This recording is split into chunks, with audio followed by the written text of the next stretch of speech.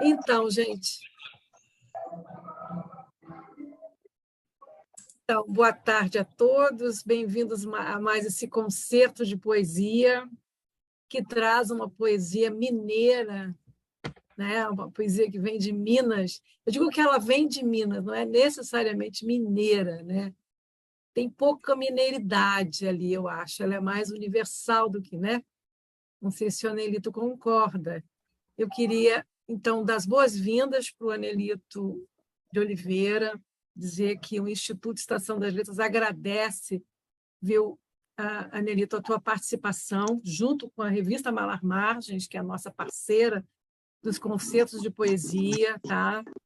E é com muita alegria que a gente vai ouvir você, ouvir seus poemas, mergulhar na sua obra. Esse é o objetivo dos concertos de poesia, fazer um mergulho na obra do autor. Então, por isso que dedicamos um espaço, né, integral, né, para a obra e para a fala, né, do autor. O nosso condutor nessa viagem é o Nuno Hall, né, editor de Malar Margens, poeta, meu amigo querido. E eu vou passar a palavra para ele para a gente começar a conversar. Bom, boa tarde a todo mundo. Tá? Obrigado pela presença de vocês aqui nessa tarde de sábado. Obrigado, Anelito, por aceitar o convite. Estou muito feliz, realmente, muito honrado por ter você aqui com a gente, falando do seu trabalho. Né? Então, vou apresentar aqui brevemente para as pessoas o seu perfil, porque, evidentemente, aqui tem pessoas que lhe conhecem, pessoas que não lhe conhecem, como eu mesmo não lhe conhecia até 2 anos e pouco atrás. Eu confesso essa falha na minha biografia. E foi uma surpresa, uma grata surpresa, quando entrei em contato com a sua fala, né, no Raias Poéticas, assim, aquela fala extremamente inspiradora e crítica, né?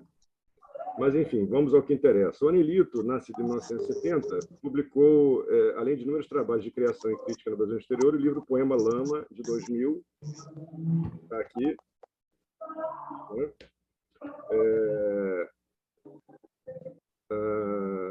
Três Frestas, a Love Song as Monk, Transtorno Mais que o Fogo e a Ocorrência, um box, né, desses 3 livros, está aqui.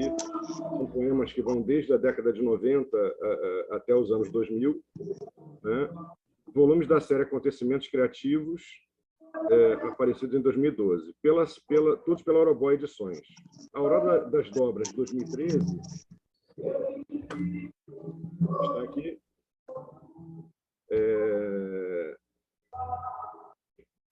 Sobre a poesia, é um ensaio, um longo ensaio sobre a poesia de Afonso Ávila, pela Imensa Editorial, e pela Imensa também organizou Fenda, 16 Poetas Vivos, em 2002.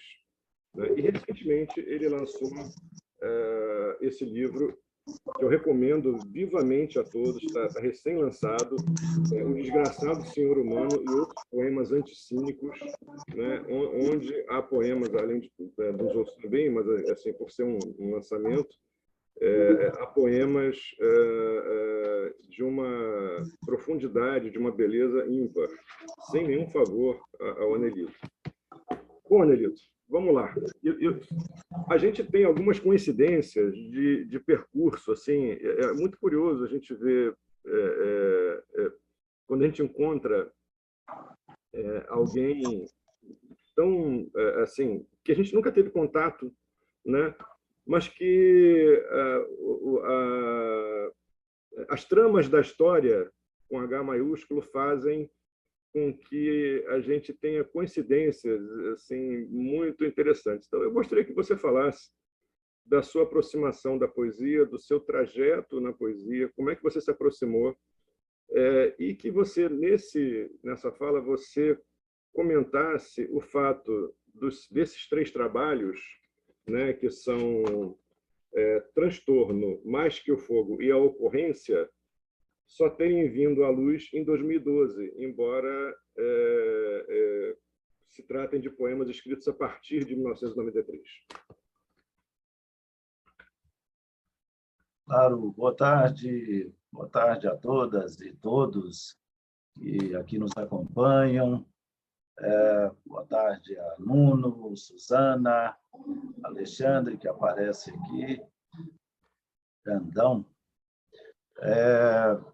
Enfim, quero, em primeiro lugar, agradecer a você, Nuno e Suzana, por esse convite que me honra muito, né? Eu estou aqui me sentindo já presenteado, meu aniversário é amanhã, não é?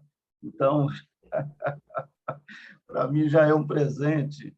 Estou falando aqui de Brasília, de um espaço que é, inclusive, um microcosmo aí que funde Rio e Minas, não é?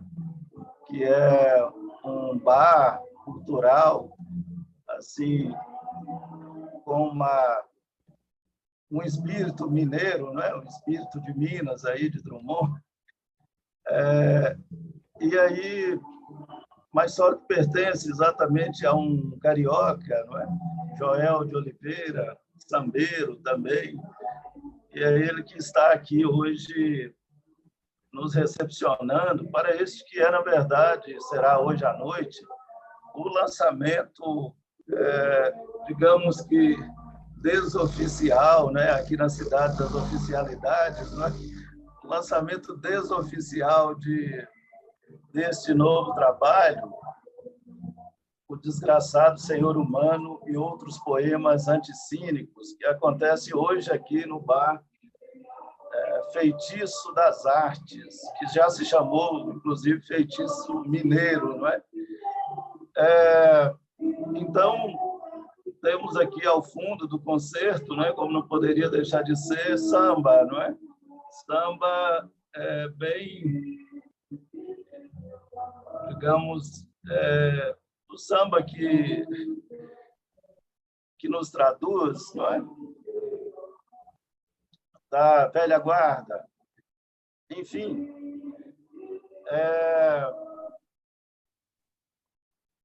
a questão que você coloca, Nuno, né, um pouco sobre a origem, né? E falar de origem é sempre muito difícil, né? Quando se deu realmente o início, quando se iniciou a minha relação com a poesia, acho que a dificuldade de falar de origem é porque tendemos assim a construir uma narrativa que é muito até previsível, não é? Eu tento sempre escapar a esse tipo de construção, porque acaba que nunca corresponde exatamente ao que foi, não é? E me parece assim um tipo de artifício, não é? Que não está muito, digamos que, alinhado com a própria ideia que eu cultivo de poesia como um espaço de uma verdade. Se não é o espaço da verdade, evidentemente que não, é o espaço de uma verdade, não é? E essa verdade, eu sempre lembro de Lessama Lima para enunciá-la, para mim é la poética verdade. Então, essa verdade, não é que Lessama não é definia, não é como poética, é dessa que se trata, não é? No caso da poesia. Isso significa, no meu ponto de vista, uma fidelidade aos eventos, não é? Uma vontade, no caso da minha experiência lírica, de procurar traduzir, então, os eventos como foram. Em termos pragmáticos, então, no final dos anos 1980, né, na minha origem cronológica, eu sentia ali que a lírica, não é, poderia ser, então, um dispositivo de enunciação de uma verdade e, de algum modo, assim, não é, já nas primeiras leituras, eu achava muito difícil assim enunciar essa verdade sem ter uma voz, né, própria, sem conhecer a minha própria voz. Eu penso que esse seja, não é, um processo assim muito difícil em relação a qualquer poeta em especial, né? Já que a poesia tem esse vínculo com a voz, não é? Esse vínculo estruturante. Então, eu, como tantos outros e outras, né, eu sempre persegui esta voz e escrevi bastante, até que vieram esses trabalhos aí. Acredito que a partir de 1990, não é, eu tenha produzido coisas que têm pelo menos um esforço maior nesse sentido de chegar à própria voz. Essas 3 coletâneas que só apareceram em 2012, Transtorno, Mais que o Fogo e A Ocorrência, então, foram produzidas naquele período de 1993 a 2003. E em cada uma, você viu aí, não é, Nuno, e quem conhece esses trabalhos, sabe que há aí uma nota do autor, que o autor procura, então, ali, digamos que meio a moda de Machado, a moda de Borges, procura dar ali, digamos que de fato, uma nota, não é? Já que estamos aqui nesse concerto de poesia, procura talvez colocar ali um pouco, não é, do seu compasso, né? Do seu plano, assim, de imanência, lembrando Deleuze e Guattari, não é? Nesse plano em que as coisas, então, vão se desenrolar. Não há, na minha experiência, qualquer pretensão de caráter determinista, de dizer a poesia que eu quero fazer é essa ou aquela. Na verdade, é muito uma questão, voltando à questão da fidelidade ao evento, o evento é meio um redemoinho rosiano, não é? Ali onde as coisas se dão, quer dizer, onde o real se dá, onde o real se dispõe, quer dizer, é a travessia, claro. Não é? Acredito que num ponto, talvez, limite dessa travessia, encontramos o redemoinho, em que as coisas se confundem. Não é? É o gato na cantina. Ela se põe lá no redemoinho, elas se confundem completamente. Oi, Nuno, pode falar. Eu ia lembrar que é o gato na cantina. Como? É o gato na cantina daquele seu poema. Daqueles sim, 2 poemas. Agora, aqui, né, no Desgraçado, Isso. tem, né, o poema do gato na cantina quando chovia, e depois o retorno ao poema do gato na cantina quando chovia. Não é? Isso. Que aludem a esse acontecimento e a travessia, né? Sim, sim. Essa busca da percepção, de perceber em detalhe o que é que está realmente se processando, eu penso assim que a questão da relação, então, se desponta no meu trabalho como estruturante, como uma forma, inclusive, de defesa a um eu romântico.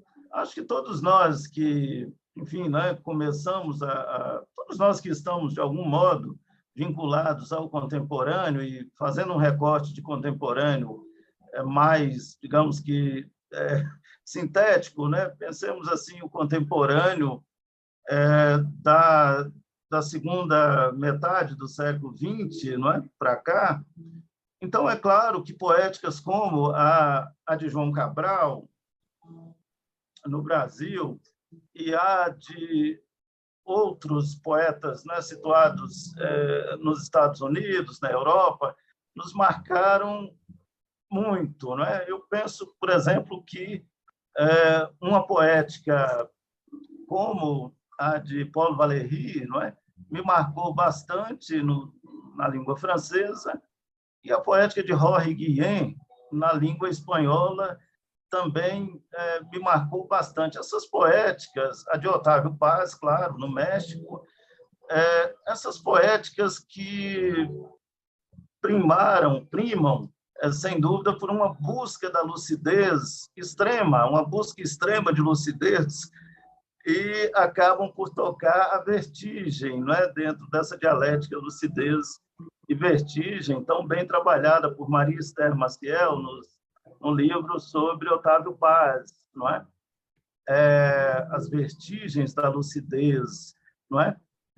Essa coisa de que tanta lucidez, não é? Da vertigem, né? Que é Cabral, não é?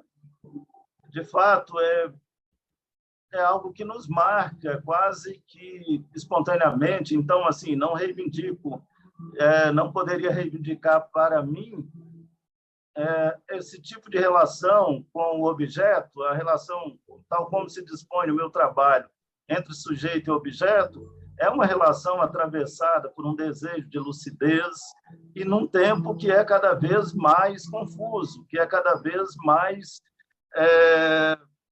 difuso, é um tempo assim cada vez mais um tempo redemoinho, e certamente estamos num ponto alto desse tempo, não é? Certamente este agora, que lembrando Rimbaud lá de Une saison d'enfer, né? Da estadia no inferno, enfim, é um tempo agônico. Há uma passagem, eu traduzi esse texto numa linha muito, assim, eu diria, de uma transversão, né, de chamar a tradução de transversão, e aí há um ponto que eu me lembro agora em que o sujeito define o agora como agônico, não é? Então, o agora é meio agônico, conflituoso. Assim, agora, a propósito, assim, só um minutinho, Anelito. Desculpe te interromper.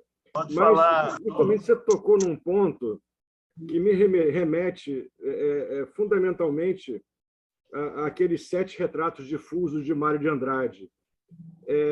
Para que as pessoas entendam assim mais ancorados à poesia, o que você está dizendo, porque esse agora, nesses poemas, você faz uma presentificação de Mário de Andrade, né? Você se cola à pele de Mário de Andrade, traz ele para o nosso presente aqui e conversa com ele vivamente. Você poderia falar para a gente, para as pessoas sintonizarem com esse teu pensamento, pelo menos 3 desses 7 retratos do Mário? Sim, é uma mini galeria, não Nuno, que é a segunda sessão aqui, não é, desse novo livro. E aí, enfim, né, porque é Mário de Andrade, sem dúvida, é um dos meus poetas, e eu diria mais, uma das minhas grandes admirações, assim, seja como ator da cena cultural brasileira, também, assim, né, uma das minhas grandes admirações do ponto de vista étnico-racial. Eu penso que toda a complexidade que encontramos em Mário é parecida com aquela que ele descortinou em 1928 na sua defesa de Aleijadinho. O elemento étnico é realmente decisivo em todo, digamos que em todo o conflito de Mário de Andrade, em toda a agonia de Mário de Andrade, não é? O fato que essa agonia que se expressa assim num desejo de ir contra a lei da física, inclusive, né, de ser um corpo em muitos lugares, né, habitar muitos lugares.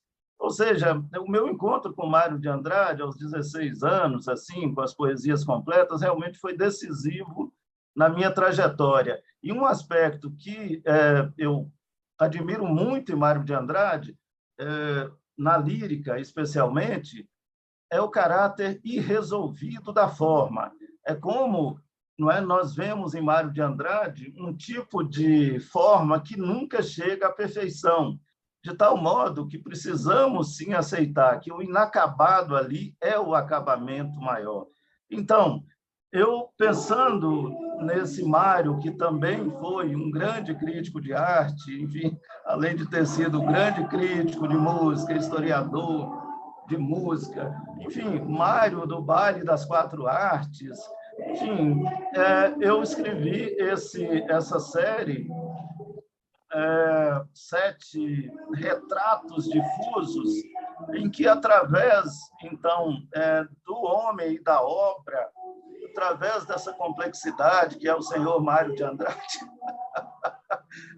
eu tento, então, me inscrever, não é?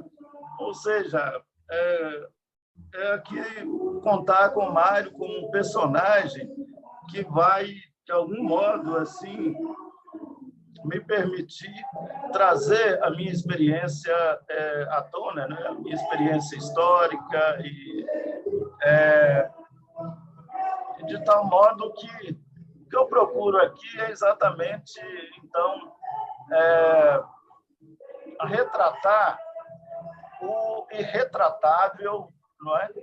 Aquilo que eu mesmo, é claro, né, compreendo que seja irretratável pelo seu caráter difuso, não é?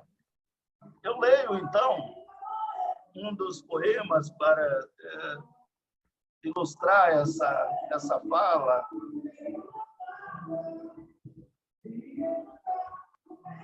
Digamos que esse homem, ou este, distante ou próximo, não importa. Digamos, e estou a dizer, que seja ele Mário de Andrade. De fato, não penso numa coisa, no que se tem pensado tanto, mas na própria fragilidade. Mário gritava, não apenas escrevia, era sendo, não teoricamente, era em si, com todos os referentes a ferir, a lhe ferir, ferindo-lhe 52 anos, aos 40, já se julgando velho demais, de tanto ser 350 vidas vezes vivas, uma explosão de sede, insaciável vontade de chegar ao mundo. Sim, digamos que seja este o homem, este o acusável. Então, exatamente, não é? Essa tentativa, não é, de trazer esse retrato irretratável, não é?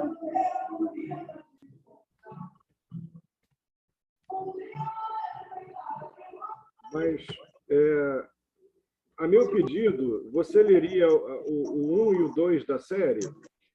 Ah, sim, claro. O que eu li foi o 5, não é? O 5, O 1 e o 2. Então, o 1 um homem não tem muito aonde ir. Pode morrer a qualquer instante. Às vezes, já está morto. Quando sou eu, este homem, perto, perante, um homem não tem muito o que dizer. Mesmo quando fala, se o obrigam a falar. Nada tem a dizer, nada de compreensível. Um homem é o homem tal e qual, intangível, sempre escondido, sempre com medo de aparecer. À sua volta, tudo o denuncia, todos o querem morto. O que dizer deste amor? Exausto, desamparado, ei-lo a caminhar. Agora o 2, você... 2, sim. 2, tudo já foi dito sobre ele. E se insisto em dizer, é porque não escuto bem, porque já me esqueci do que se trata. Um homem é aquilo que resiste à inteligibilidade. Tudo aquilo, isso tudo que está escuro, mesmo a luz elétrica, onde a luz se apaga, ele se senta a ouvir o oco. Talvez, penso-me a pensar, não seja ele mais que o eco desse sentimento aberto, ar, escapando por todos os lados. E veio o desejo de correr, de fugir desse terror, deixar de ser. Mas um homem é, assim mesmo, prisão de medo. A leitura desses poemas, Anelito, me remetem a uma fala sua também, que eu vi, não me lembro agora exatamente aonde, mas isso me ficou muito gravado, sobre ser imperioso que a poesia, nesse presente, se equipare à prosa mais potente produzida nas últimas décadas, né? Você efetivamente deve remeter a Lima Barreto, a Clarice, a Guimarães, enfim. E eu queria que você falasse sobre esse aspecto, né? Sobre essa visão que tem a ver, entre outros, não é exclusivo, mas é um dos aspectos formadores do que você escreve. E, na sequência, se você podia ler os 3 poemas da seção 1 do seu livro, A Balada da Solidão Compartilhada, que eles, para mim, têm uma vinculação forte com esse que eu toquei agora. Sim, pois é, Bruno, enfim, pois é, Nuno. A questão da potência, digamos,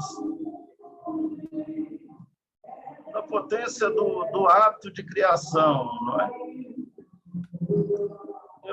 Eu penso que é isso que, no meu processo, acaba por me levar a atravessar os gêneros discursivos, não é? Porque trata-se sempre de superar um nível artificioso, e é claro que gênero discursivo é um nível artificioso, é um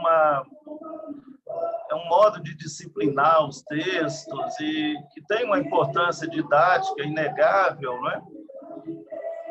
Porém, o ato de criação não pode respeitar esse código, digamos, teórico-metodológico, não é?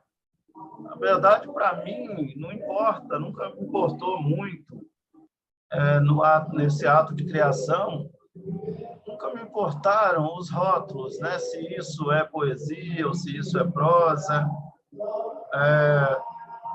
Claro, quer dizer, há alguns elementos que são fundamentais, não é? Tanto na poesia quanto na prosa, não é? Quando nós chegamos assim a uma experiência histórica tão marcada por, digamos que, por uma perda da própria materialidade, não é? Uma perda assim do mundo. Deleuze e Guattari chegam mesmo a escrever que nós perdemos definitivamente o mundo. Aliás, né, atribuo aos dois, mas é só de Deleuze nas conversações, né? Nós perdemos, ele falando da geração deles, né? 68, então, num dado momento, ele diz, nós perdemos definitivamente o mundo. Isso no sentido de que um abismo realmente assim se estabeleceu, quer dizer, já tinha se estabelecido na modernidade, ao longo da modernidade. É disso que vem, evidentemente, o romance, não é? Quer dizer, a forma romance acaba por se estabelecer no século XIX. Não é? Se considerarmos a teoria do romance de Lukács, acaba por se estabelecer exatamente em razão do abismo, não é? que se coloca, não é? Entre o homem burguês e o mundo. Não é? Então, o romance como aquilo que vai permitir uma presentificação, um resgate, pelo por alguns momentos, né, de um mundo perdido. Pensando isso em relação à minha experiência, que não é só minha, mas que eu creio que é uma questão ética, procurar assim formular uma questão ética da responsabilidade, não é? Não da ética da convicção, procurar formular o que se passou no Brasil dos anos 1980, nesse caldeirão ali, não é? No qual minha consciência se formou, se não ganhou ali, né, os seus contornos. Digamos que naquele momento, então, da formação de uma personalidade, eu via que o distanciamento, então, entre aquilo que se dizia e aquilo que se fazia era cada vez maior, não é? E eu fui muito numa linha realmente de buscar trazer, não é, no meu processo, aquele mundo que estava se perdendo. Acho que tudo que escrevo de criação, não só na poesia quanto na prosa, tem realmente esse desejo, não é, de resgate de uma materialidade que foi solapada, suprimida no nosso processo histórico, não é? Então, daí que eu chego, então, a essa questão da prosa. Em Três Festas, um livro de 2004, né, nós temos toda uma segunda parte que eu mesmo, assim, costumava definir como uma tentativa de ir às raias da prosa para dignificar a poesia. Ou seja, trazer o chão da poesia à tona. Quer dizer, de um modo bem específico, eu quero ilustrar isso aqui, né? Eu estou me referindo a todo o processo de desmaterialização que se assia nos anos 1990 com as chamadas novas tecnologias da inteligência, né? Por Pierre Levy, não é? Então, como que nós, né, nos distanciamos cada vez mais? E a minha tentativa é de um retorno. Então, eu não tenho, por outro lado, não tenho, assim, digamos que não tenho nenhuma predisposição a desconsiderar o trabalho do poeta como um trabalho de um artesão, não é? A dimensão do fabro, do artífice, é fundamental nesse trabalho. Então, isso me leva, assim, né, sempre a pensar de um modo que, talvez aí, assim, né, por exemplo, a potência narrativa, a narratividade, que é tão presente nesse trabalho, né, mas tudo isso não constitui, eu não quero jamais que isso constitua já o poema, ou seja, o poema é, de fato, a execução do poema, nos termos de Valéry, eu concordo, não é? O que é o poema para Valéry, não é? Que está lá nas variações, não é? É exatamente a execução do poema, não é? É a operação. Nesse sentido, é que os dados, os traços, as pegadas da operação, eu faço questão que elas estejam, assim, muito claras nisso aí. Então, temos uma poeta, Vitória, que está pedindo muito que quer ouvir os teus poemas. Eu posso, então ler... eu te pedi para ler mais poemas para a gente, tá? Porque tem muitas pessoas que não conhecem, aí eu acho que talvez... Tá? Posso ler aqui? Porque nós estamos chegando à metade. Não tinha me falado dos dois aqui, não é? Não. Vou ler, então, o poema 1 de três, né? São três momentos, enfim, que constituem aqui a balada da solidão compartilhada, não é? E o primeiro movimento é esse. Afinal, só restam o homem e sua mãe. Tudo que um dia esteve aberto fecha-se de repente e ficam no lugar um homem e sua mãe, sentados na tarde pobre, imersos numa sombra frágil, desamparados no mundo, lançados no meio da indiferença do mundo shopping center, ele, o homem e sua mãe. Nenhum amigo, nenhum irmão, nenhum pai, tampouco filho, nenhum internauta, ninguém mais agora, apenas ele, o homem e sua sempre, sempre, sempre mãe.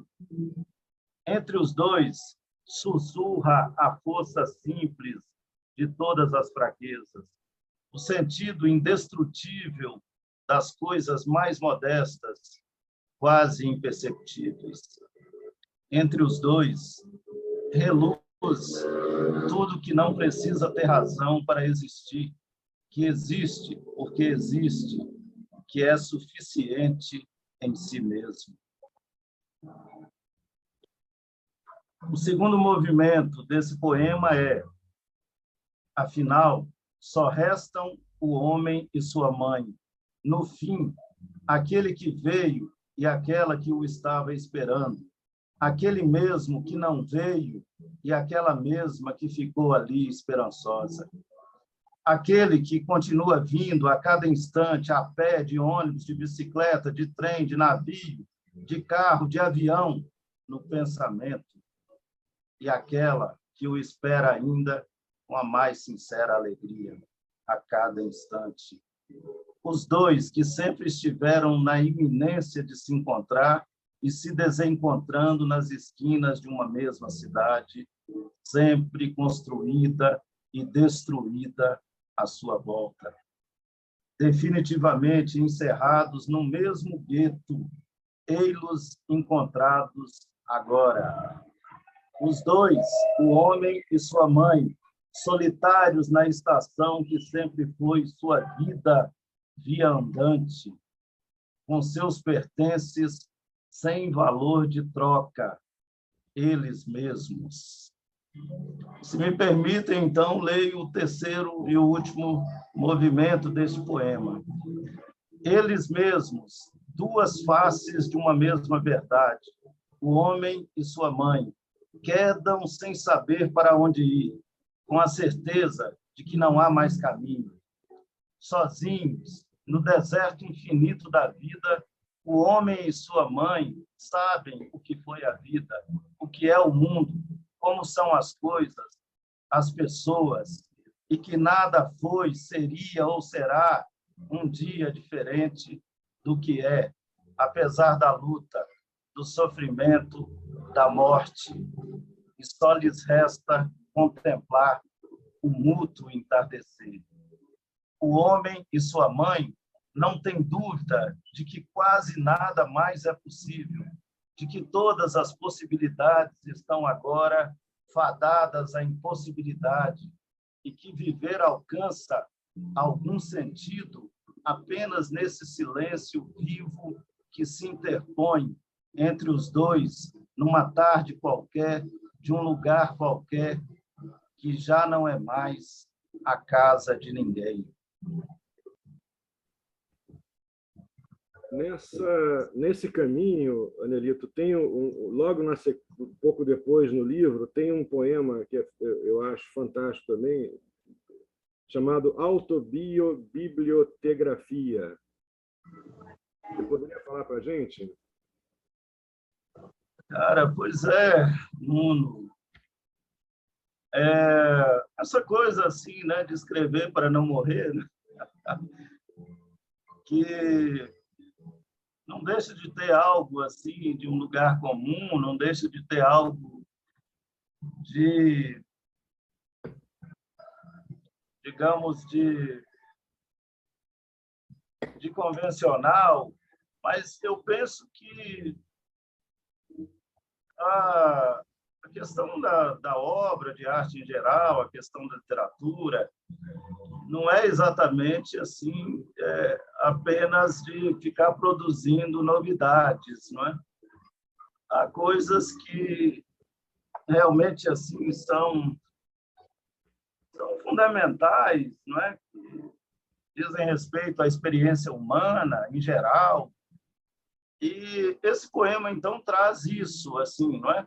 É um poema que, evidentemente, está investido da questão racial, e, aliás, eu não sei o que produzir que não está assim, investido pela questão racial. Agora, o que eu penso é que o modo como isso comparece no meu trabalho é um modo meio assim, digamos que é um modo estranho, não é? É um modo que luta para não se reduzir à ideologia. Eu acho que é um modo assim que busca fugir ao mascaramento característico da ideologia, não é?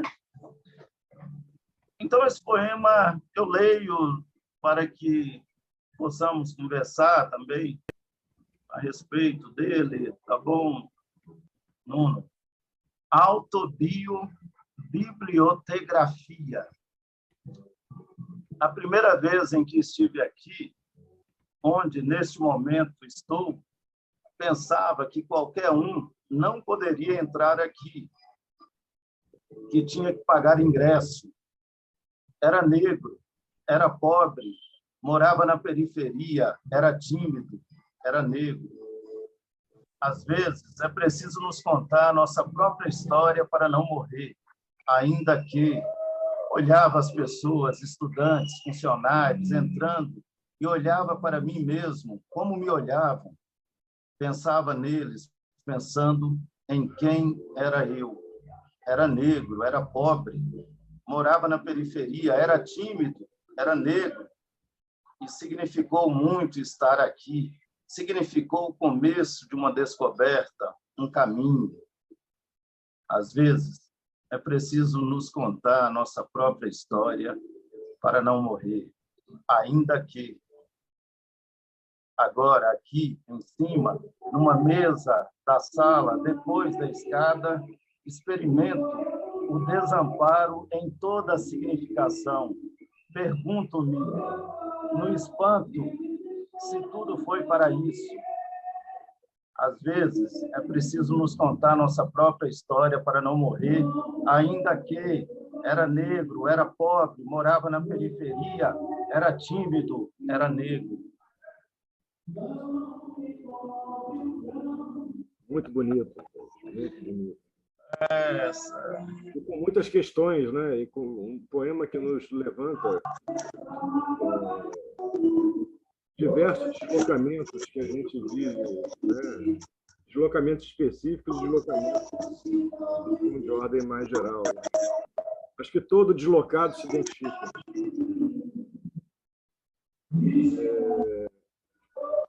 Você, na sua escrita, isso é perceptível, e nas suas falas, em várias entrevistas, e nas introduções, principalmente nas introduções dessa série, né? Aqui, você, mas também naquela fala de 2020, estabelece uma posição de confronto com um certo esteticismo dos anos 90, né? Eu gostaria que você falasse, assim, como nós estamos assim já indo para 50 minutos, você falasse assim de maneira breve sobre essa questão para situar a gente e falasse após isso para que mais ou menos exemplifiquem essas. Então, assim, como eu dizia já no início aqui, para mim, assim, na minha origem está essa busca da própria voz, não é? E isso era uma questão de fidelidade ao evento de existir.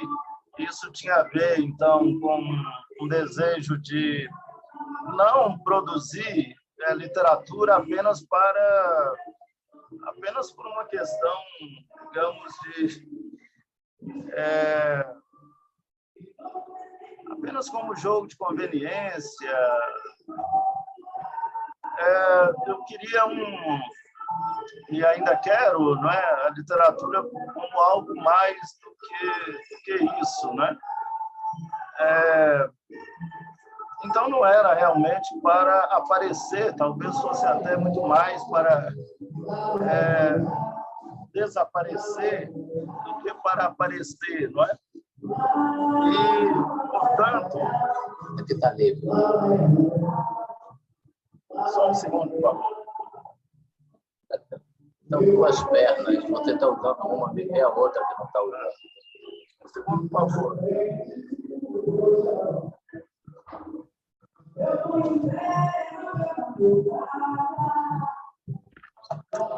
Não, deixa aí.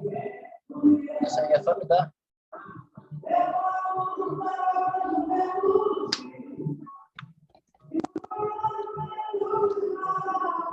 Só para deixar carregado.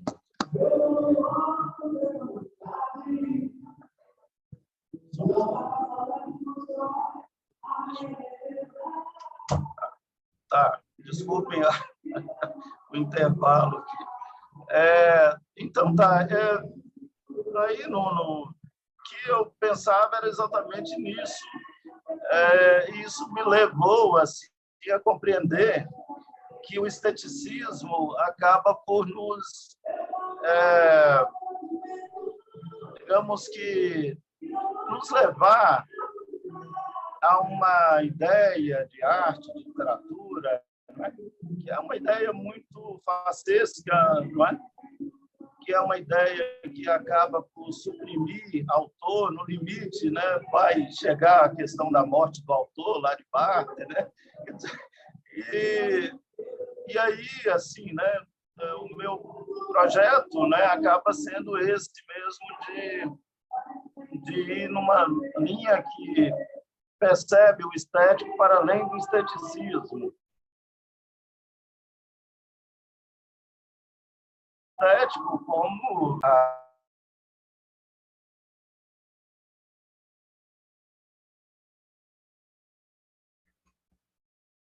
Anelito, está falhando a comunicação aqui.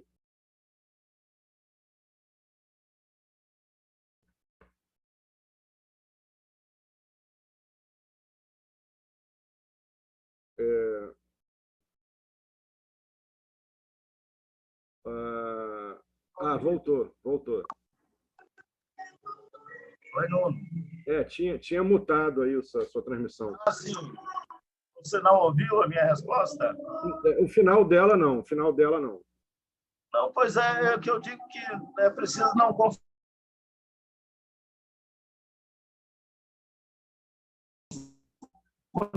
o estético com o esteticismo, né? Então, que tal você falar agora esses poemas do Gato na Cantina? Essa série de 2 poemas, e arrematando com um terceiro. Qual? Esse poema do Gato na Cantina quando chovia. Rapaz, sim. E o retorno ao poema do Gato na Cantina quando chovia. Sim. Pois é. E aí terminava com a explicação atribuível ao prisioneiro Gramsci, essa série, né? Sim, claro. Anterior. Pois só dizer, mais uma vez, assim, que esse livro na verdade, uma coletânea, não é? Eu nunca tinha organizado uma coletânea, e dizer também que eu espero muito estar aí no Rio de Janeiro e encontrá-los, né? Nuno, né? Encontrá-lo pessoalmente, encontrar quem aqui está conosco, né? Conhecer Vitória, Alexandre, enfim. E reencontrar a Suzana, né? Que há muitos anos também, né? Não a vejo. Estivemos em 2015, me parece, né? Que o Luiz Turiba me apresentou, né? Suzana, e uma noite memorável. Mas, enfim, gostaria muito mesmo de lançar esse trabalho no Rio. E é portanto, assim, esse trabalho reúne 11 momentos, assim, que foram 11 momentos produzidos aí nas 2 primeiras décadas, né, deste século. E esse trabalho era para ter saído em 2019, acabou que não saiu, né? E saiu agora pela Lobo Azul de Curitiba. Quem tiver interesse em adquirir, estiver aqui em Brasília, hoje estamos lançando aqui no Feitiço das Artes, em Brasília. Mas quem tiver interesse de adquirir aqui através do e-mail, né, imensaeditorial@gmail.com, imensa, IN, não é? Mensa, imensa em espanhol, editorial@gmail.com. Então, Nuno, leio aqui já, da sessão, né, da sessão 3, que tem como título Pequenas Crônicas sobre Esbarramentos. Claro que é uma tentativa, é uma revisitação de Baudelaire, dos pequenos poemas em prosa, não é? E aí, essa ideia dos esbarramentos, né, do sujeito que esbarra o tempo inteiro, né, em várias situações, né, o sujeito esbarrado, né, é isso que está aqui. Né? Poema do gato na cantina quando chovia, até que o gato se embrenhou na chuva, lépido, atravessou, chegou ao outro lado, pelo menos uma pessoa, a moça melancólica, viu, é possível atravessar.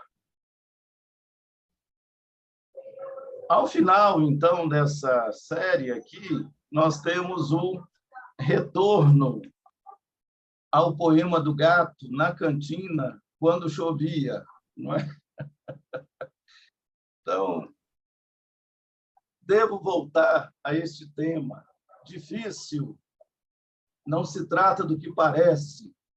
O que se via ia além do que se vê. Ninguém assistiu ao enterro de nenhuma quimera. A ingratidão, ora, não há pantera cabível no poema. Devo pensar nisso agora, distante, aqui. Devo voltar a este tema. Sair? Então, digamos que essa implicação, né, com o tema uma situação, né, bem corriqueira de estar ali desarmado, como devemos, aliás, estar sempre, né, desarmado, né, desarmado na vida, espontaneamente, numa cantina, e, de repente, a chuva caindo, o jardim de inverno ali na cantina, e o gato, né, salta, não salta, salta, não salta. Né? Então, toda aquela cena que... O quadro, às vezes, aqui me remete ao pau-brasil lá de Oswald, a espontaneidade, né? Assim, o que é o Brasil? Então... Mas, assim, eu não tendo o lado de uma certa nostalgia, assim, né, que é de quem assim se desvinculou completamente das coisas, claro. Então, acredito que eu atravesso aqui, não é, essa situação, não é, com uma dose de ironia, claro, né, tudo é bem irônico. Então, Augusto dos Anjos chega, não é, a ingratidão, uma pantera cabível, né, poema, não é? Então,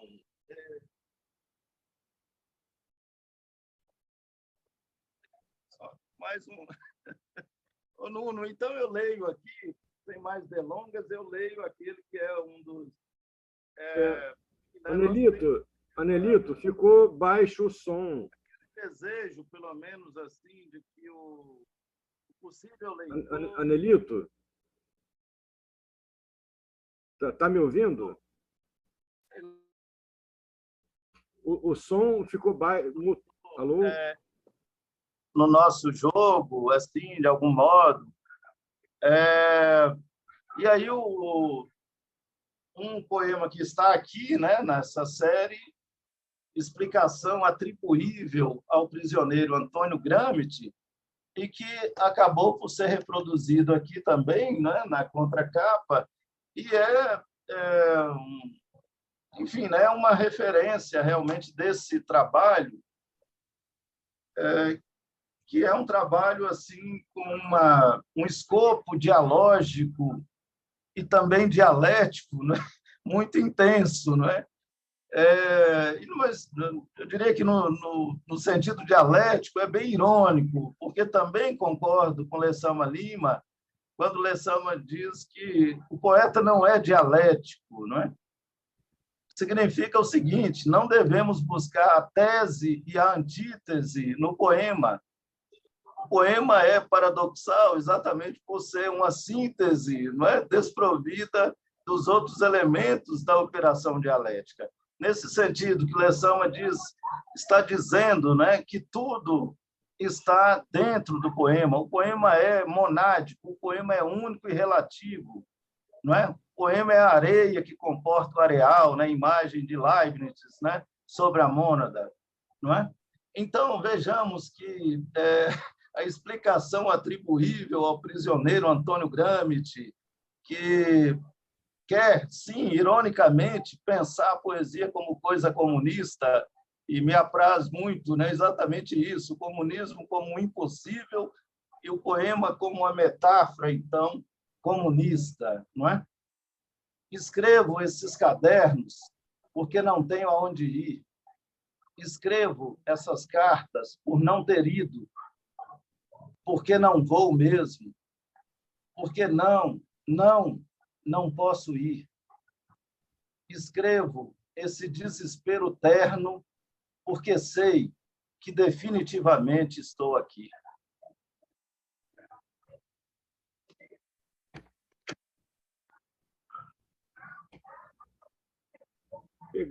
Pegando esse ponto, Anelito, pegando esse ponto, a relação que você traça entre poesia e política, no sentido mais amplo da palavra, é muito forte. E você trata isso de uma forma que remete ao indivíduo, né?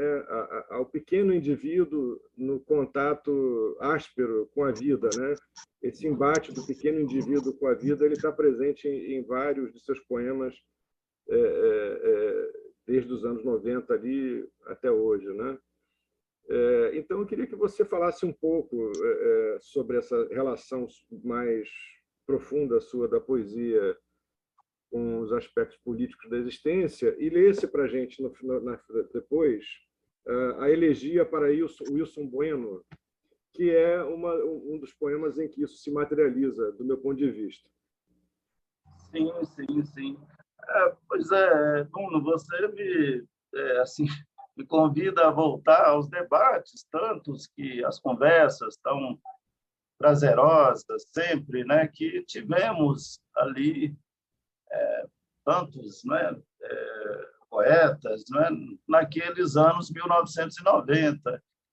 E eram muito prazerosos, porque, na verdade, quando eu trazia já essa dimensão da política, muito a partir de Jacques Rancière, Políticas da Escrita, não é? Eu, na verdade, em momento nenhum estava preconizando assim engajamentos vulgares da palavra poética. Claro que não era isso, né?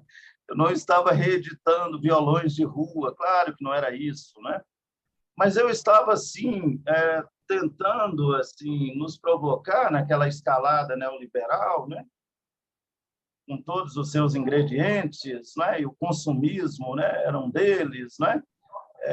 Digamos que uma ofensiva muito ruidosa, não é?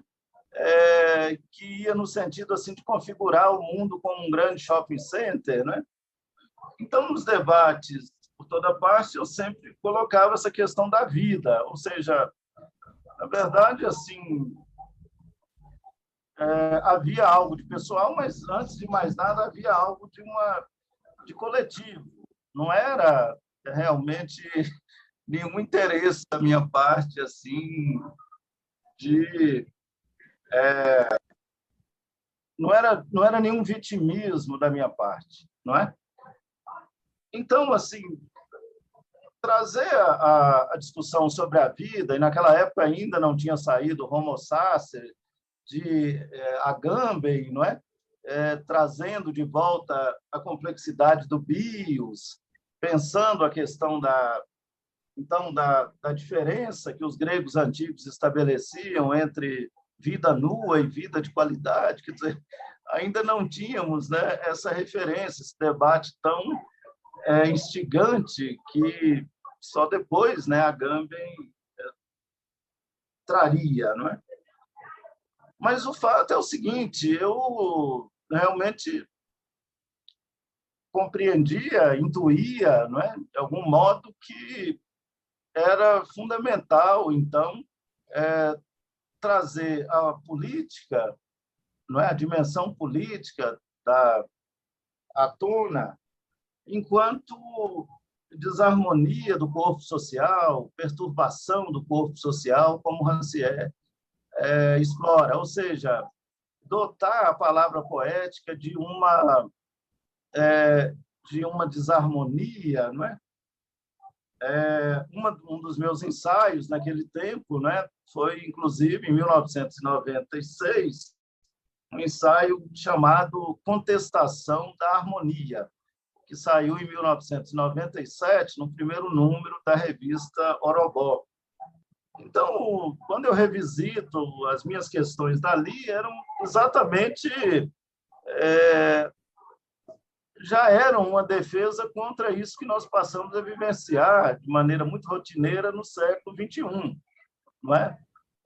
E as artes têm a ver com isso? Isso é uma questão para as artes? Isso tem a ver com a poesia? Tem a ver com a poesia. Tem a ver, especialmente com a poesia, à medida que a própria dignidade da poesia passa pela negação da negação, queiramos ou não, não é? Quando Adorno, então, na Conferência sobre Lírica e Sociedade, busca um poeta que se colocou na contramão do seu tempo, produzindo uma poesia intimista, mas que não era de forma alguma, não é uma poesia mistificadora da realidade mais premente, Adorno recorre ao simbolista Stefan Georg, não é? Numa outra, então, assim, para quem achou, e quero me referir a grandes historiadores, especialmente, de literatura e de literatura brasileira, Nelson Werneck Sodré, como que ele trata os simbolistas, não é? E parnasianistas, na sua história da literatura, eram nefelibatas, desvinculados da vida social, alienados, burgueses, não é? E se era descendente de escravos, assim, filho de escravos, era o quê? Então, era um equivocado, né? Era um alienado, né? E assim, quer dizer, a própria formação da literatura de Antônio Cândido, né, também tratou os poetas simbolistas, né, parnasianos, como uns equivocados, uns alienados, enfim. Mas, de fato, toda grande poesia é política, não é? E aí, né, se vamos falar de grande poesia, vamos falar assim de Rilke, de Rimbaud, de Hölderlin, vamos falar,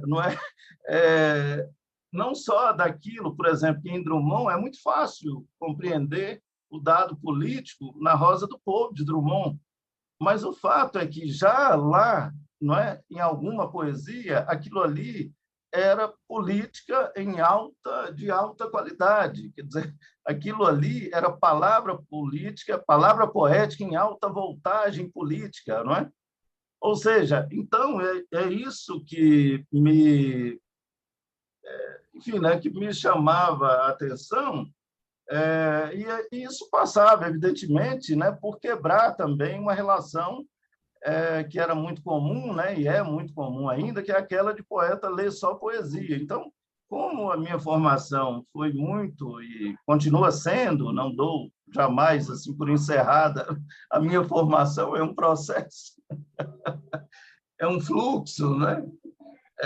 Estou sempre procurando aprender, aprender, aprender. Acho que o sentido da vida é aprender. Então, as minhas leituras foram muito diversificadas, nunca foram, nem são leituras apenas da poesia, mas foram e continuam sendo leituras muito intensas sempre da poesia, não é? Mas, assim, eu acredito, então, que o que está aqui, por exemplo, colocado, talvez até possa dar uma dimensão, assim, para quem leu o livro anterior, que saiu pela Patuá, Traços, né? E que pode, de repente, pensar que ali é um mero exercício esteticista.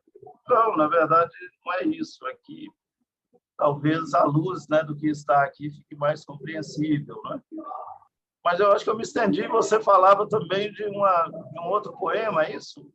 Do Wilson Bueno, da Elegia para Wilson Bueno.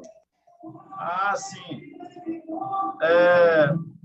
Aqui, né? O trabalho é o 10º momento da nossa, dos 11 que temos aqui, não é?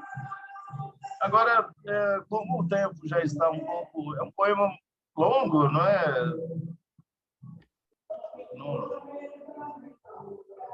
Se você quiser, se você preferir falar outros 3 poemas menores, né? Não, para mim não tem problema. Posso lê-lo assim, tranquilamente? Eu acho que ele pode ser lido. Acho que dá para ler, sim. Acho que você pode falar, será ótimo. Pode ser. A elegia. Pois é, eu acho que o fato assim de Wilson Bueno, né, um nome assim, fundamental da cena literária contemporânea, né? A brutalidade como foi arrancado da vida, né? Eu estava, quer dizer, isso é importante dizer, eu estava em Foz do Iguaçu quando recebi, assim, de manhã, né, a notícia via televisão em 2010, né, do, então, assassinato de Wilson Bueno, né? E esse poema foi escrito, assim, né, bem ali,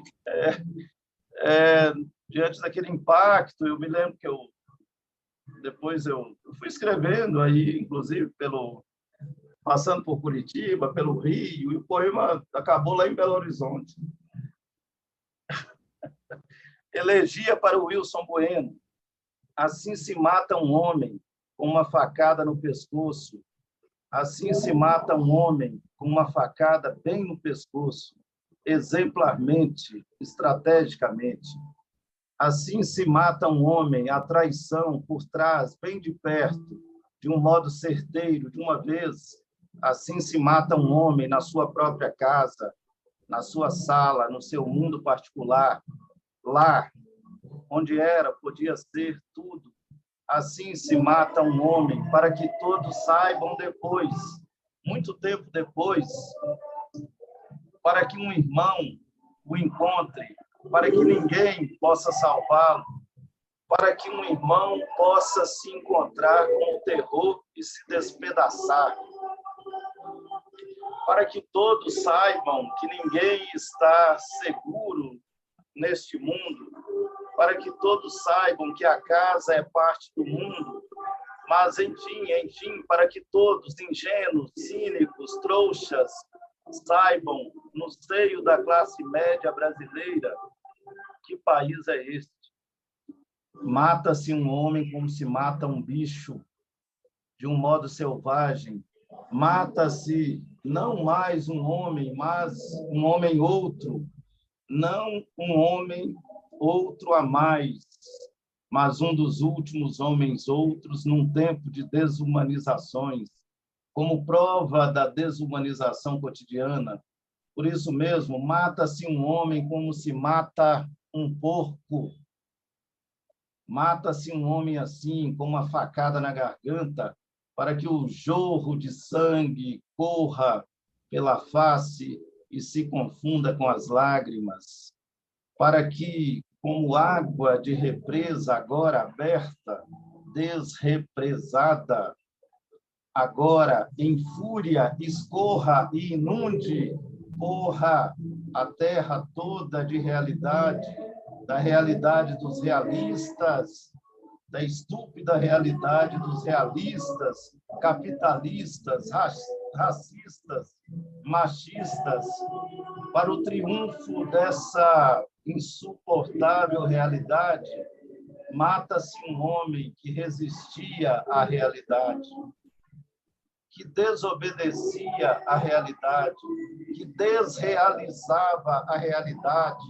Mata-se um homem com o rigor brutal da realidade, com uma facada no pescoço, para deixar bem claro, uma vez mais, como a realidade é, como a realidade age, o que é a realidade, a barbárie, o sangue, o crime, o sofrimento, a dor. Assim, para que não fique nenhuma dúvida sobre o poder destruidor da realidade, assim, sangrando, mata-se um homem, fazendo urrar como um boi no matadouro, castigando-o impiedosamente, até cair como um pedaço nojento de carne e osso, como um castigo por ter ousado sonhar, por ter sido um sonho andante, como um castigo por ter ousado sentir, por ter sido um sentimento ao vivo, enfim, como um castigo por ter sido apenas e apenas ter estado para ser. Condena-se e mata-se na surdina, na própria casa, covardemente, de um modo vil, condena-se e mata-se com uma facada bem no pescoço, com uma perversidade que só o mais animal dos animais, só, ninguém mais, o boss absoluto, o racional, o civilizado, o crente, o Filho de Deus, o que crucificou por amor a Deus, o próprio Filho de Deus, uma perversidade que ele, o mesmo homem, o homem ele mesmo, só ele consegue ter. Com essa perversidade, mata-se um homem outro, não um outro homem apenas, não mais um homem outro a mais, um artista, assim, com uma facada fatal bem no pescoço, rasgando a voz, decapitando grotescamente a fonte de humanidade, mata-se um homem outro, para deixar bem claro, mais uma vez na história, que os homens outros, Cristo, Trotsky, Lorca, Che, Malcolm, não tem lugar neste mundo. Muito bom.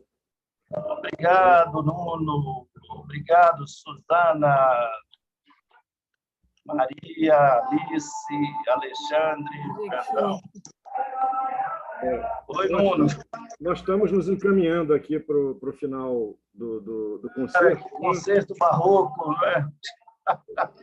Atravessado pelo som o som ambiente. O samba barroco. Tudo, esse samba aqui ao fundo.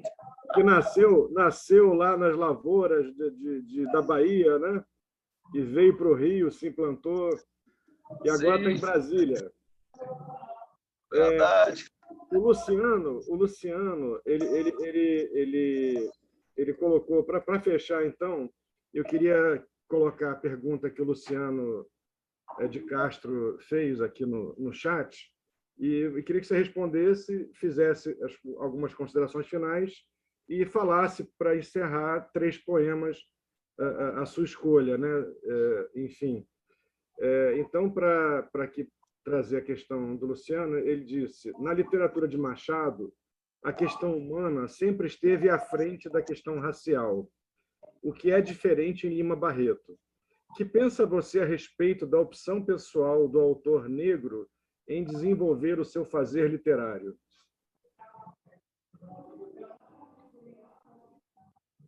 Não, o final eu acabei não ouvindo. Poderia repetir, por favor? Eu vou repetir a pergunta toda, então, para ganhar nexo, né? Na literatura de Machado, a questão humana sempre esteve à frente da questão racial, o que é diferente em Lima Barreto. Que pensa você a respeito da opção pessoal do autor negro em desenvolver o seu fazer literário? Não, pois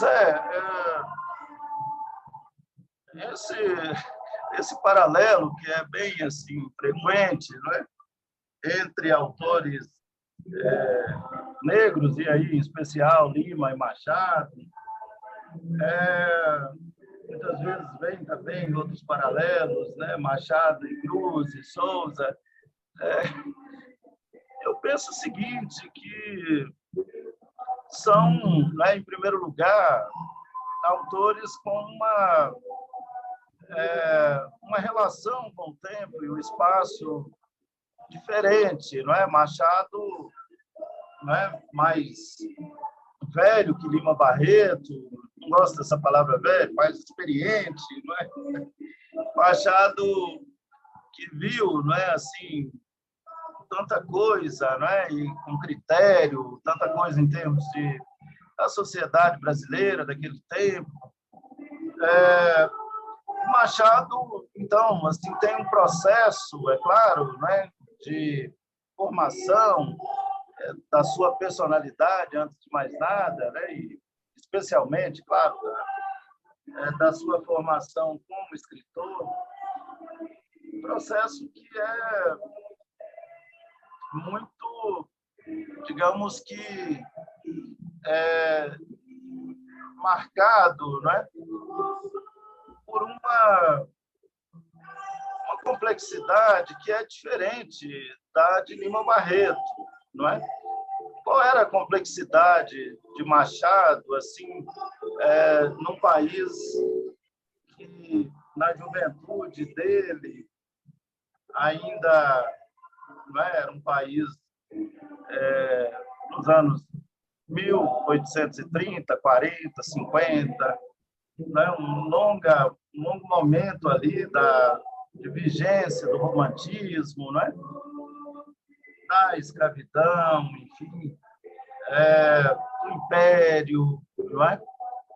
Então, o processo de Lima Barreto já é diferente, né? Isso, quer dizer, Lima já está, não é, num momento de mudanças, de fim oficial da escravatura, de emergência da República, não é? E aí, o fato é que, de maneira bem sintética, eu penso sempre que o leitor precisa levar em conta quais eram as condições de produção de cada autor, não é? Quais eram os obstáculos quais são, afinal de contas, né, os obstáculos que cada autor enfrenta, não é? É claro que, quando vamos para a questão racial, a questão racial é uma questão altamente complexa, não é? Eu só sinto, assim, até às vezes, uma certa... Eu sinto... Não sei bem o que eu sinto diante de simplificações da questão racial. Porque, no meu ponto de vista, a questão racial precede todas as questões, assim, né? Numa sociedade como a sociedade brasileira, à medida que ela é de ordem cognitiva, à medida que, não é, ela está entranhada na própria cognição, não é, da sociedade brasileira, o modo como essa sociedade se configurou, não é, a realidade que nós experienciamos no dia a dia, a teoria que praticamos de sociedade brasileira no dia a dia, tudo isso está atravessado pela questão racial. Então, não é fácil, não é uma questão só de cor de pele. Não é? Então, dito isso, é evidente que tudo que há na obra de Machado, tudo que encontramos na obra de Machado, não é pelo fato de não dizer exatamente assim, de não ser, de não usar, digamos, de chavões, que Machado deixa de ser um escritor negro, não é? Então, e também não é o fato do próprio Lima Barreto tocar tantas vezes de maneira assim bem direta na questão racial. Não é, isso não faz. Lima não é um escritor epidérmico, é isso que eu quero dizer. Assim como Machado não é um escritor epidérmico, assim como Cruz e Souza também não é. Ou seja, na verdade, são grandes escritores, não é? E num grande escritor nós encontraremos sempre aquilo que constitui o recalcado de uma sociedade, o silenciado, o apagado de uma sociedade, como sendo a substância da sua obra. A substância da obra de Machado é uma substância, digamos que, inquietante, exatamente em razão da sua condição social, da sua condição humana, não é? Da condição humana que ele experienciou. E Lima Barreto é o mesmo caso também, não é? Não creio que esteja assim, então, né, na superfície aquilo que um escritor aquilo que um artista é, até porque, não é claro que não podemos encarar como podemos ter assim uma obra assim de qualidade sem que haja trabalho, esse chamado trabalho estético. Como eu disse, uma coisa é o estético, outra o esteticismo, né? Mas há sempre esse trabalho de dar forma ao amorfo, aquilo que não tem forma, não é? Que é já, evidentemente, um trabalho estético, não é? Então, eu realmente não polarizo Machado e Lima, assim como não polarizo Machado e Cruz e Souza, não é?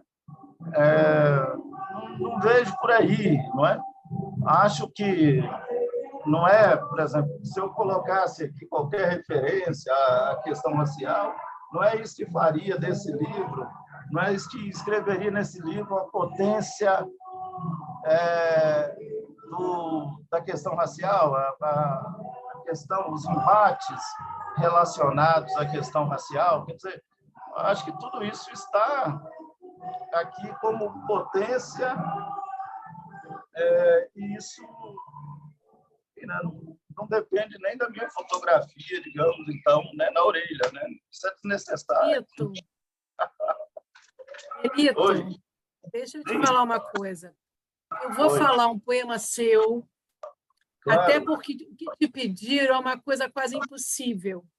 Primeiro, porque são dois prosadores, são dois ficcionistas de épocas distintas, quer dizer, contemporâneos entre eles, tá? E realmente é um mundo, né? O Machado com a questão da cor, falando de uma sociedade branca, eminentemente, né? É isso que é o Machado, né? Muitas vezes até racista, né? Injusta. O Lima Barreto também, desde a loucura. Mas eu acho que você é um poeta. E eu vou assim, eu vou ler um poema seu e queria que você lesse os seus poemas 3, mas eu queria ler um poema seu. Claro, fique à vontade. Uma prosa poética que diz assim: não escaparás dessas garras cruzes, prisão. Elas estão por toda parte, tampão. Aonde fores, se fugires, ilusão. Longe ou perto, verás, encontrar-te-ão. Inútil correres, negro fujão. Serás agarrado e trazido aqui, seu cão. De volta, vivo ou morto, na mão. Não tens aonde ir em vão. Mesmo que seja apenas tua cabeça, arrancar-te-ão. O que eu quero dizer é que a tua poesia, ela fala por você, né? Ela fala por você, fala, né? Por tudo isso, todas essas questões que estão sendo colocadas, né? Elas falam, você diz isso já na poesia, né? De modo que agora eu passo para você ler poemas seus, para que a gente né, que a gente saia daqui com a sua voz, não com a minha. Claro, claro, mas São poemas muito fortes, são poemas muito contundentes, sabe? E que tem uma cadência, um ritmo incrível, porque estão escritos em forma de prosa, mas eles são cadenciados, tem uma cadência perfeita. O Nuno, que é o rei da contagem de sílabas, ele já deve ter contado mentalmente, tá? Então, passa aí para a voz do poeta agora. claro, claro, né? Das teus poemas. Claro que rap é compromisso, né? Mas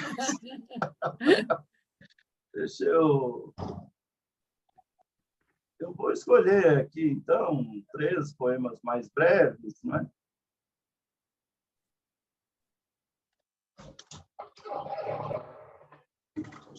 Fechando. Só 3 para a gente fechar, então, breves. Isso.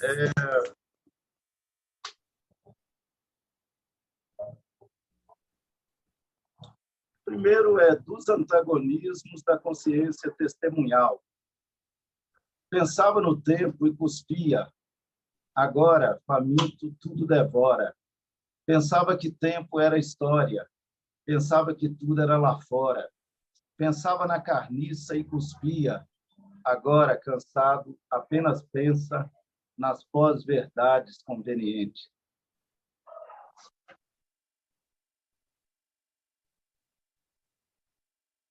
A destruição. A vida destruiu a alma, onde estava o amor. O corpo segue sem nada. O que tenho a dizer?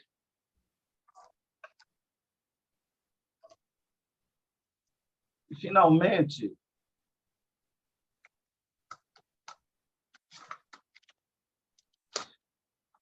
um dos poemas aqui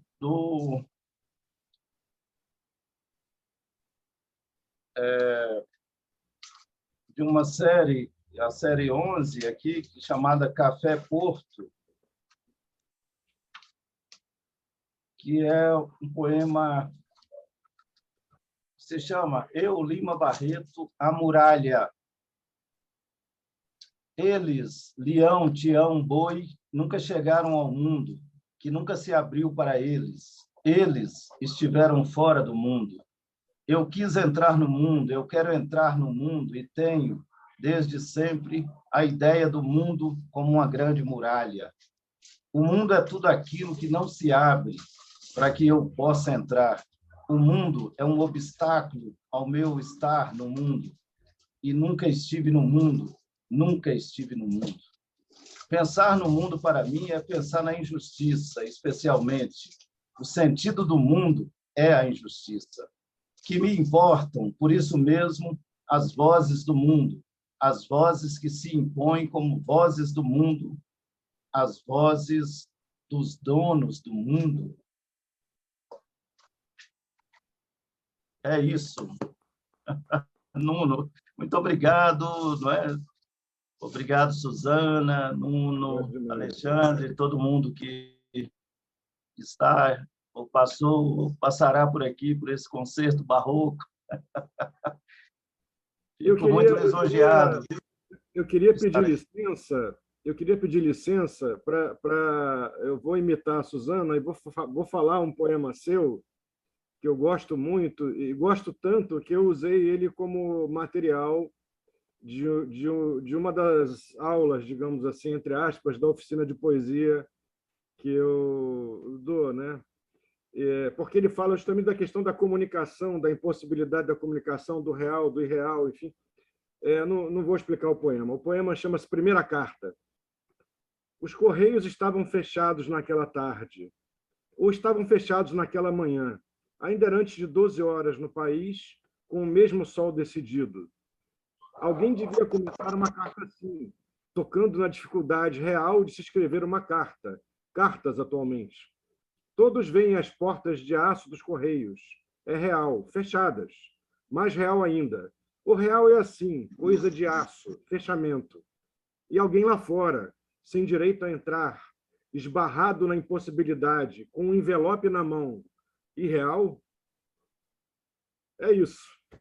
Obrigado a todo mundo. Obrigado, Anelito, por ter trazido para a gente aqui seus poemas, seu pensamento.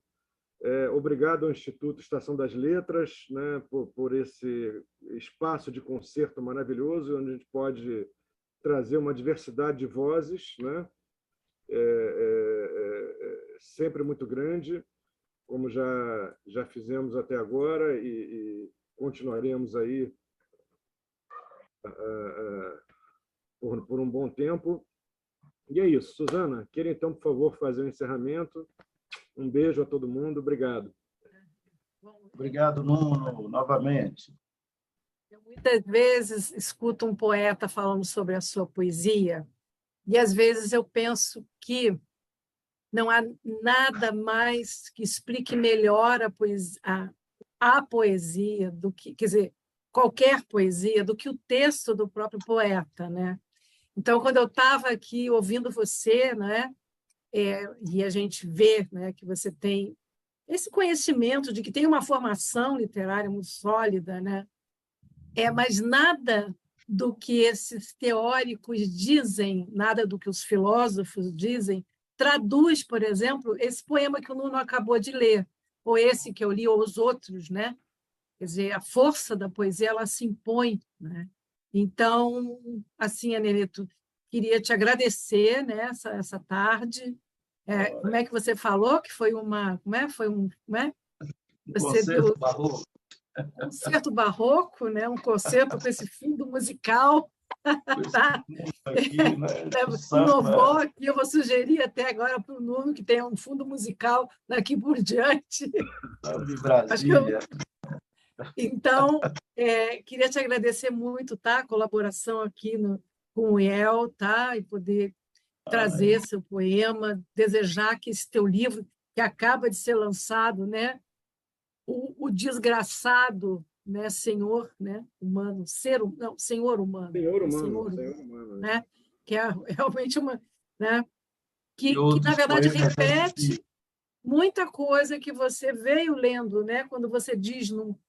Né, você diz assim, num poema que você leu, o sentido do mundo é a injustiça. É incrível é um verso muito contundente, né, que põe a gente para pensar, né? A gente fica buscando a justiça que se apresenta é a injustiça, né, Anilton? Muito obrigada, viu? Obrigada a todos por estarem aqui nessa tarde. Muito obrigado, fico lisonjeado, como eu disse, não é fazendo propaganda, não, claro, mas tomo já como um presente de aniversário, né, que é amanhã, este momento aqui, não é, com vocês. Enfim, muito obrigado mesmo. A todos também pela presença. Para todo mundo. E desejamos um excelente lançamento, muita alegria, muitas realizações. Todo mundo que estiver aqui em Brasília, assim, que compartilhe assim o que nós tentamos aqui, digamos que esboçar, que puder aparecer aqui no feitiço das artes, é bem-vindo esta noite, né? Nicolas Berg estará por aqui, o poeta de Brasília, e outros tantos amigos e amigas, Noélia. A Noélia, se encontrar aí com o Nicolas Berg, manda um beijo que eu deixei. Estive há pouco aqui com Noélia, estará aqui. Noélia também. Produzido pelo poeta Fabrício Marcos Fabrício Lopes da Silva, ele que é o produtor aqui, um amigo muito querido, né? E aqui o anfitrião é Joel de Oliveira, um sambeiro daí do Rio, né? De Campo Grande. Mas, enfim, muito obrigado mesmo, tá bom? Um abraço a todo mundo. Fiquem ligados que agora, na primeira semana de setembro, eu estou fechando amanhã um lugar para o lançamento do Anelito aqui no Rio. Então, já agradeço, Nuno. Vou passar amanhã, tá, Anelito? Claro, obrigado, Nuno. Quero muito estar uma tarde aí com vocês, com Suzana, tá bom? Com todo mundo. Claro. Tchau, tchau. Obrigado. Vamos esperar você aqui, viu? Beijo. Sim, prazer, viu? Tchau, tchau. Beijo, gente. Bom fim de semana para todos, tá?